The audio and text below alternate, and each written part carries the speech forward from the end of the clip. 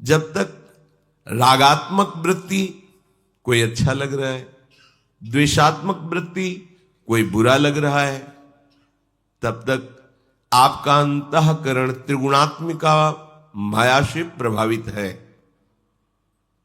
इससे कैसे बचा जाए? माया के प्रभाव से कैसे बचा जाए? तो स्वयं श्री भगवान कह रहे हैं, अभ्यास योग युक्तेन चेतसा नान्यगामिना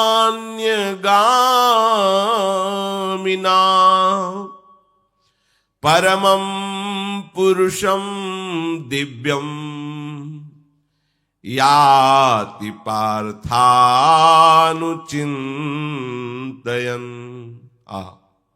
अमृतमयी बात है।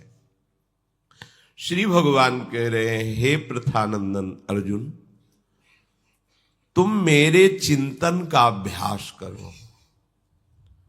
जहां परम पदवी की प्राप्ति की बात आती है, वहां श्री भगवान चिंतन शब्द का प्रयोग करते हैं। बहुत से श्लोकों में चिंतन, चित्त वृत्ति का निरंतर प्रभु में लगे रहना ही चिंतन कहते हैं। इसीलिए अभ्यास शब्द कहा है कि चिंतन होना कठिन होता है। क्रियाएं करने का हमारा सहज स्वभाव बन गया है। बड़े भाग्यशाली हैं जो भागवती क्रियाएं स्वीकार करके प्रभु की प्रसन्नता के लिए करते हैं, पर प्रायः अहम धर्म से युक्त होकर स्वसुख वांछा से प्रेरित होकर सारी क्रियाएं की जाती हैं। अहंकार विमूढ़ात्मा करता हमिति मन्यते, मैंने ऐसा किया, मैं ऐसा कर रहा हूं, मैं ऐसा करूंगा, इसी से प्रेरित होकर सारी क्रियाएं होती हैं। कोई बड़ा भाग्यशाली होता है जो श्री प्रियालाल का शरणागत होकर नाम जप करना, वाणी पाठ करना, नाम कीर्तन करना, प्रियालाल की सेवा की भावना रखना, प्रियालाल के समर्पण करने के लिए ही सारी चेष्टाएं करना, ये तो बाहरी बात है। जो अंतर में प्रवेश करेगी, ये अभ्यास है बाहरी। यदि इसका अंतर में प्रवेश नहीं हो रहा तो अभी अभ्यास में त्रुटि है। ध्यान से सुनना, आपका भागवतिक अभ्यास चल रहा है और आपका चिंतन भागवतिक नहीं है तो अभी त्रुटि है। खोजो, कोई धर्म विरुद्ध आचरण है आप में, कोई पापाचरण है, कोई मनमुखी चाल है जो आपको आपकी भागवतिक क्रियाओं का जो फल है वो नहीं प्राप्त होने दे रहा। भागवतिक क्रियाओं का क्या फल है? सब साधन कर यह फल सुंदर, प्रभु पद पंकज प्रीति निरंतर। अपने आराध्य देव में एक एक चित्त की वृत्ति का समर्पित हो जाना, ये समस्त साधनाओं का फल है।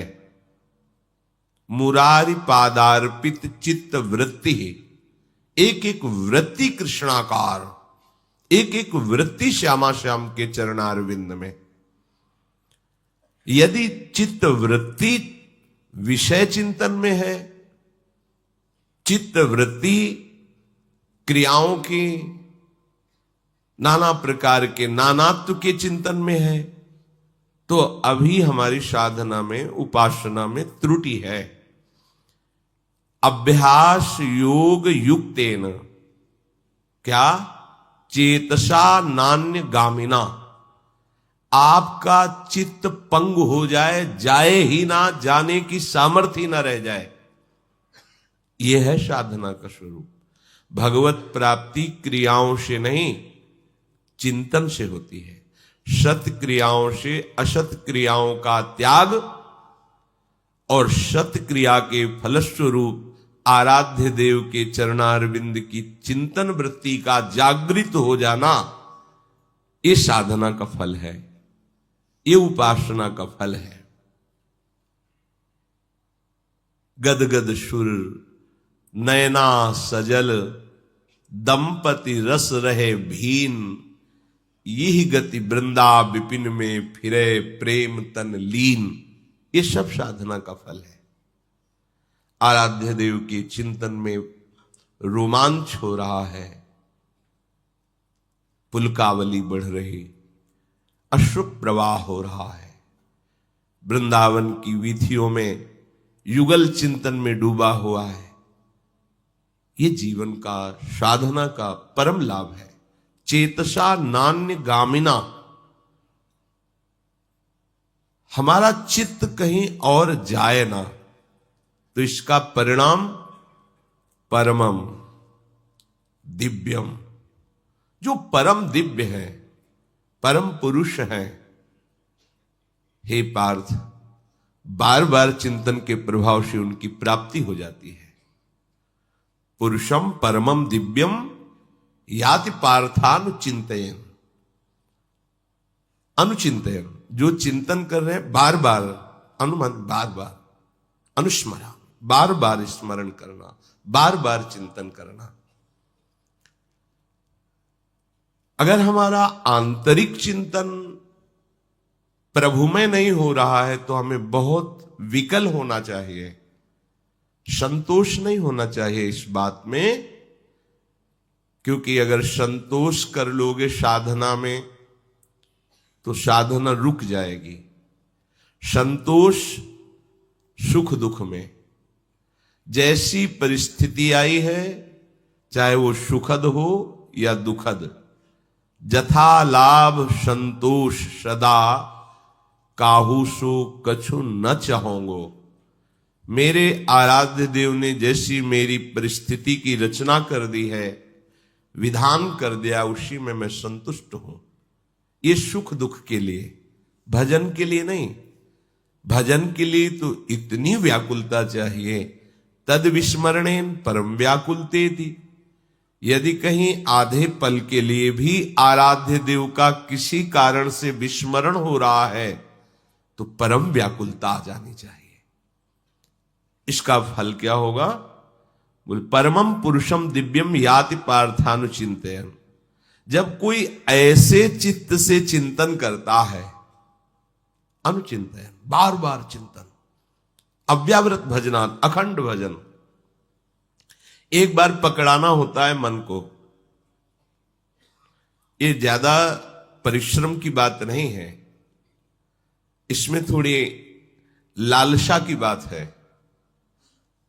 अगर कहीं कृपा से लालसा जागृत हो जाए भगवत प्राप्ति की, साधु संग की कृपा से भजन की वृत्ति जागृत हो जाए, हमारा हृदय इस बात के लिए लालायित हो जाए कि अब बहुत समय हो गया, अब तो बस प्रियालाल को ही प्राप्त करना हमारा हृदय का उद्देश्य होगा। इसमें दम है, इसमें सामर्थ्य है कि आपका चिंतन बदल देगी। एक बार इसको पकड़ाना होता है। बहुत कृपा है मन की। जिस मन को धिक्कार दिया जाता है, हम आपको बताते हैं वो बहुत कृपा कर रहा है। उसको पकड़ा दो एक बार नाम, एक बार रूप, एक बार चरणों का आश्रय, एक बार लीला का रसास्वादन, फिर ये जाने वाला नहीं।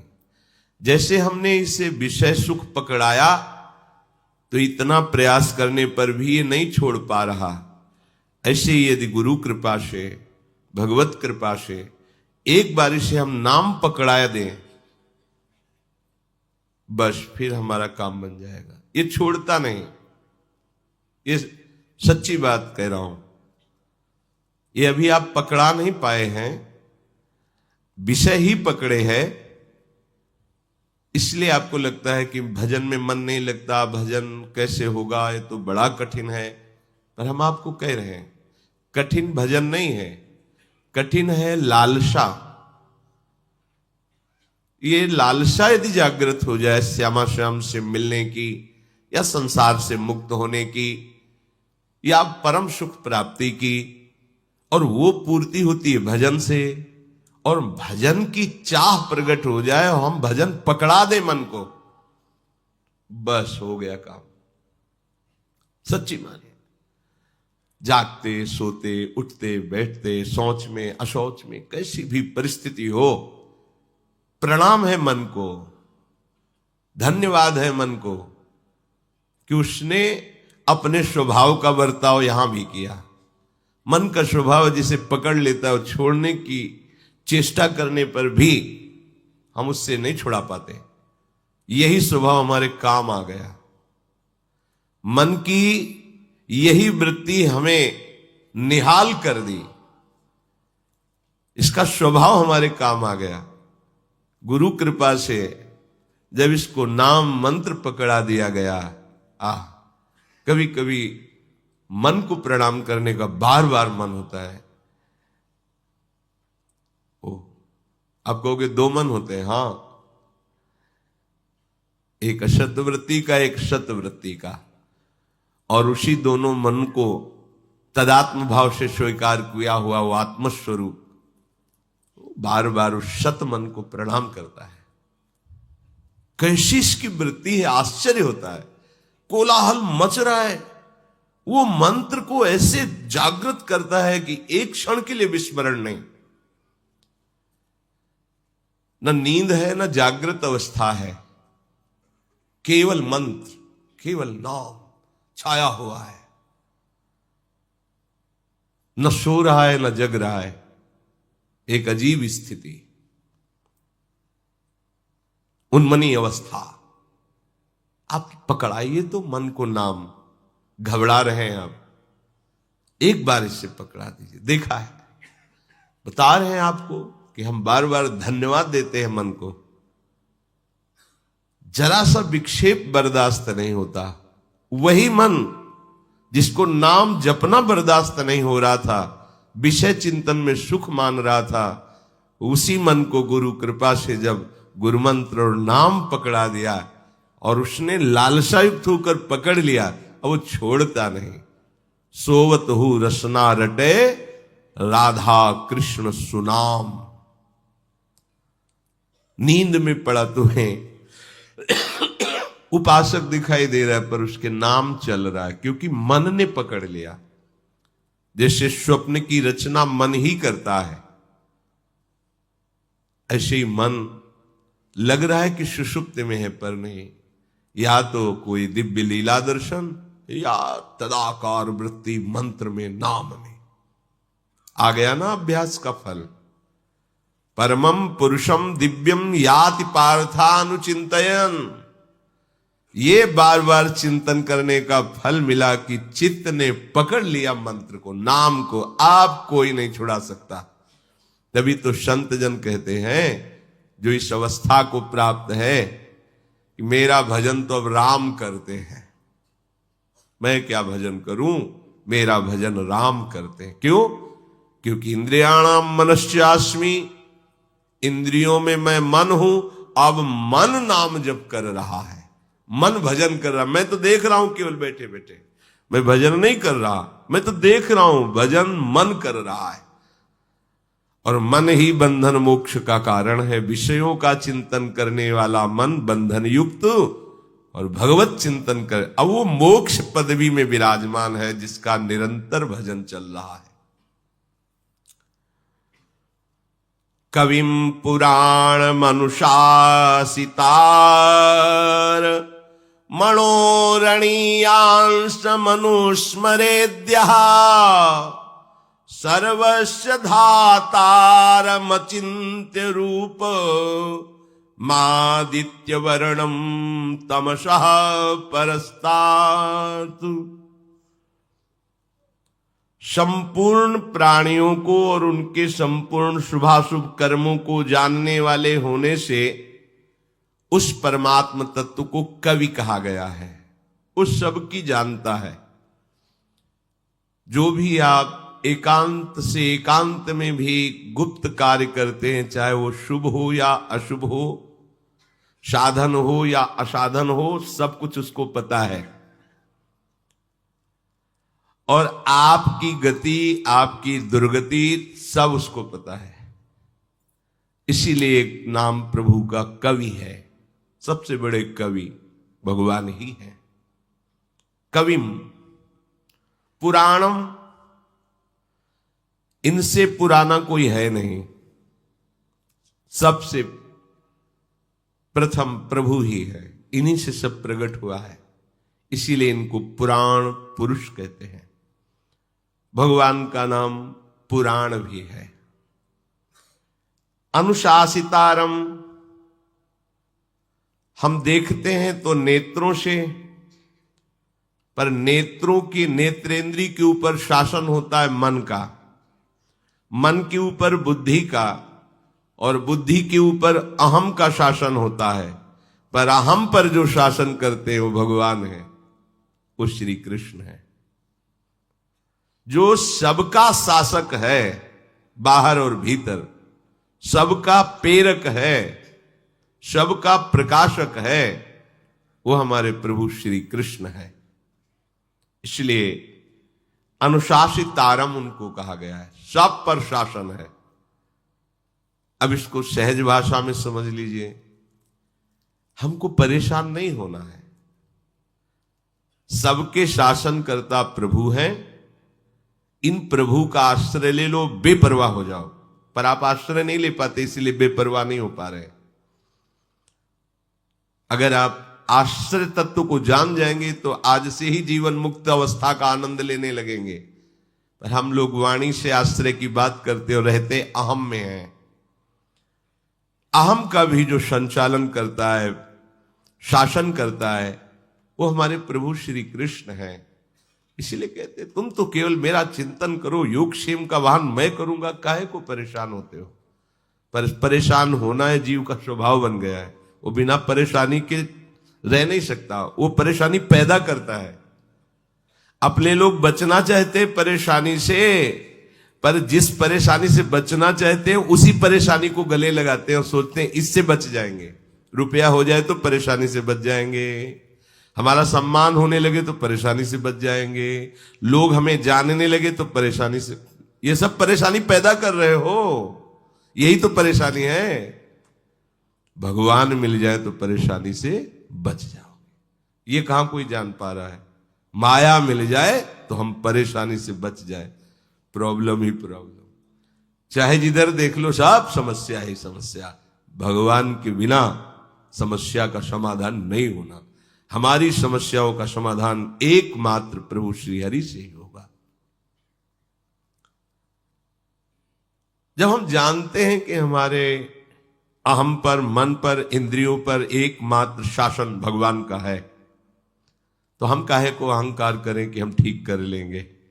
ऐसे हो जाओ तो सीधे उनका शासन चलेगा और उनके शासन का परिणाम होगा शास्त्र सम्मत जीवन। शास्त्र के विरुद्ध आचरण नहीं रह जाएगा। जब अहम का शासन होता है तो नाना प्रकार के पापाचरण होते हैं, और जब भगवान का शासन स्वीकार हो जाता है तो निष्पाप और महात्मा हो जाता है, चाहे गृहस्थ में हो चाहे विरक्त में हो। ये ध्यान रखना चाहिए। सब ईश्वरों के भी ईश्वर, सबको प्रकाश देने वाले, सर्व सामर्थ्यशाली हमारे आराध्य देव हैं।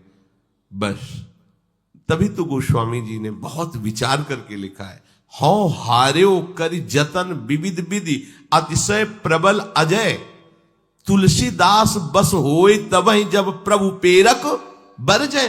वो डांट दे तो अभी ठीक हो जाए, तो क्या करें, हार जाओ और प्रभु की शरण में हो जाओ। पर ये नाटक हारने का करता है, असली में नहीं हारता है, इसलिए प्रभु भी मुस्कुराते रहते हैं। आगे तो प्रभु के सामने कहेगा मैं हार गया, और पीछे कहेगा मैं देख लूंगा, अभी कुछ बकाया है। जब तक थोड़ा अहंकार बकाया है तब तक इनका प्रभाव नहीं समझ में आता प्रभु का। जहां अहंकार खत्म हुआ वहीं प्रभु का अवतार हो जाएगा आपके जीवन में। प्रभु आपके हृदय में प्रकाशित हो जाएंगे।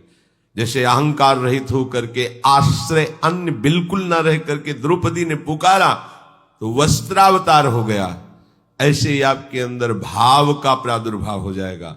भगवान भाव स्वरूप से वो बस लाडली जी को रिझा लिया, भाव आ गया तो भावोत्सवेन भजताम रस काम धेनुम। हमारी महारानी जी हम पर कृपालु हो जाएंगी, अपनी सेवा में हमें बुला लेंगी यदि हमारे अंदर भाव कौन है? यही प्रभु श्री कृष्ण ही है। ये भाव में है, ये चिदानंद भाव किसी साधना का फल नहीं है, ये प्रभु ही भाव स्वरूप से प्रकाशित हो जाते हैं। उसी भाव से लाडली जो रीझ जाती है वो भाव भगवत स्वरूप है। हम क्यों परेशान हैं? बस प्रभु से बिलग हैं इसलिए परेशान। क्या परेशानी है? सही माने में देखो क्या परेशानी है? जब हमारे मालिक, हमारे स्वामी और हमारे ही नहीं समस्त जगत के शासक है, वो कह रहे हैं तुम चिंता मत करो। हमें चिंता नहीं करनी चाहिए, पर हम चिंता क्यों करते हैं? क्योंकि आश्रय अहम का है, मैं का है, प्रभु का नहीं है, इसीलिए ऐसा होता है। अणोरणीयान शम, प्रभु इतने छोटे हैं, इतने छोटे हैं कि सूक्ष्म